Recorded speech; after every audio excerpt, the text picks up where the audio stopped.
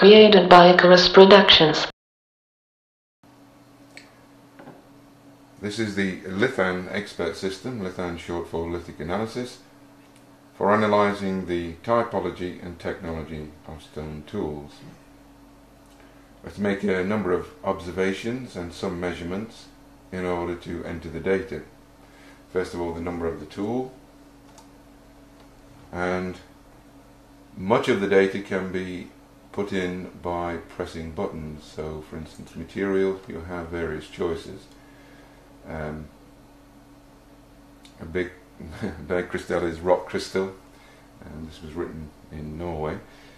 This tool that we're going to use as an example is obviously flint, so we simply click the button. Now the length of the tool we measure, but in this case it is broken, so we click the broken button. It will then ask which segment of a flake or blade that it might be. In this case, both the distal and proximal ends are missing, and therefore it is what's known as a medial fragment. This automatically enters missing into the information concerning the platform type, which would help us to analyse whether it was hard or soft hammer. As the bulbar part is missing, then it's automatically put into the data. Lateral edges are simply whether they are parallel, which in this case obviously they are, and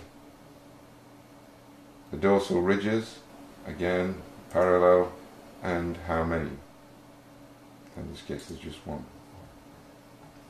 Cortex, simply the amount of cortex as a percentage of the total area of the flint. In this case there is none.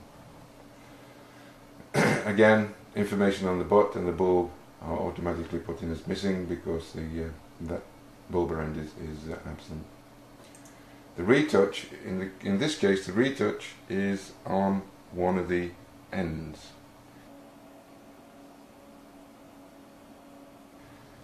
Now the way of deciding on the kind of retouch, there are these choices for people who are not used to using this kind of system. You can look through the alternatives and eliminate them. Again, another list here, and we can look at the sequence. So for instance, single blow is where the retouch is created by a single blow, as the case for instance of a Clactonian notch. And the question is the retouch that we're looking at on the tool like this? And the answer in this case is obviously no. Scalar retouch, this is what often referred to as Kena retouch, mainly associated with a Kena Musterian, but also found in other industries. It's obviously not that. A burin blow, again, it's not that. Pressure flaking, again obviously not that. And if it isn't any of the preceding, then it's classified as flake retouch. In other words, anything else becomes flake retouch, and that is added into the database. Position of the retouch, it goes, of course, can be on the distal, proximal, left or right lateral. In this case it's only on the distal. Retouch type, again there is a list of alternatives, and you simply press the button. For inexperienced users there are again a sequence. In this case you ask yourself, is it a truncation? And in this case it seems to fit that category. There's also a verbal description. Truncation retouch is when the retouch is to cut off one end of the blank. This may occur in order to shorten the blank or to create a straight working edge. It also may be used as preparation for a burin blow, in which case the burin blow takes precedence. The retouch should be abrupt. This seems to fit that category, so we click there. We'll then automatically ask, is it unifacial or bifacial? In this case it's only on the dorsal surface, so it's unifacial. And the placement.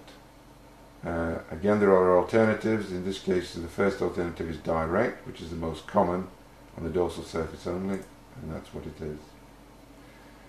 The extent refers to whether the retouch is continuous, partial retouch as it's called, which is an area of retouch, then a gap, then an area of retouch. This is continuous. and then we enter the data. Then the forms of the tool, that is simply the shapes of the retouched side form. In this case the sides are unretouched. And the end form, again, there are illustrated examples, and you click on the nearest one, round, nosed, offset, etc. In this case the nearest one is straight. The tool is not tanged, because tanged tools come into a special category. Then we click the button. Now there are error messages that if you haven't entered any data in all the fields, or you've entered inconsistent data, then you will get a message. Here, of course, because we're not concerned with spatial analysis, I didn't put in the coordinates, so we just put in something. Yes, I've also forgotten to do some of the measurements. So even though it is broken, the length, you still measure the thickness and the width. So here the width is described as the maximum width perpendicular to its length. So we measure the width, which is 20.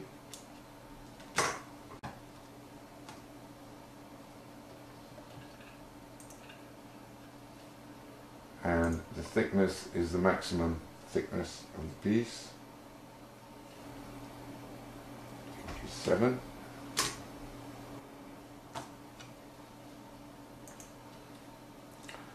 Now we should have all the data. Yeah. And the analysis looks at all the different alternatives, compares all the measurements and observations against the database, and comes up with the answer that it is a broken blade, probably made with blade technology. There is no data on the hammer mode, whether it's soft or hard, because the bulbar end is disappeared. No cortex, and a truncation on the distal end. We know it's the distal end from the percussion ripples here, indicating this was the proximal end, therefore the retouch is on the distal end. Nearly all tools of the Middle Paleolithic, Upper Paleolithic and Mesolithic can be analysed by this program. There is a separate expert system for hand axes for Lower Paleolithic material. This is used as a precursor to entering the data into the expert system for functional analysis called FAST, an acronym for Functional Analysis of Stone Tools.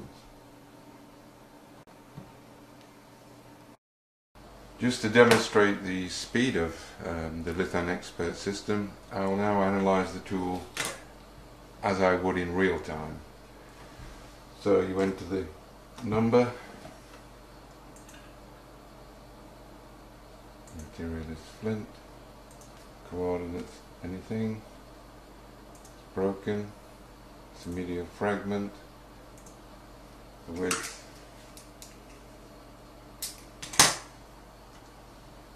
empty,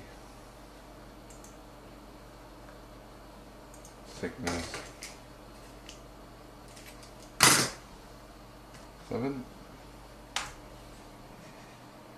lateral edges parallel 1, cortex none, retouch, and it's flake retouch, position of retouch is on the distal end,